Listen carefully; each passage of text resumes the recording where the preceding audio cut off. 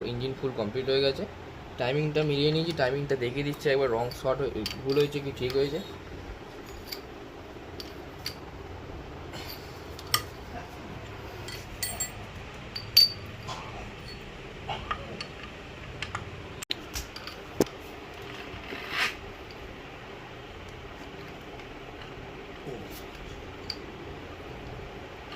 হ্যাঁ, এই দেখো দুটো টি মানে পিস্টন টপে আছে দুটো, এই ক্যাম্পেরও টপে আছে, এই ক্যাম্পেরও টপে আছে, ইনলেটের দিকে এক্সস্টের দিকে, ইনলেটের দিকে এক্সস্টের দিকে, এদিকটা দেখিয়ে দিই, এইখানেও টপে, পুরো পিস্টন টপে আছে একদম।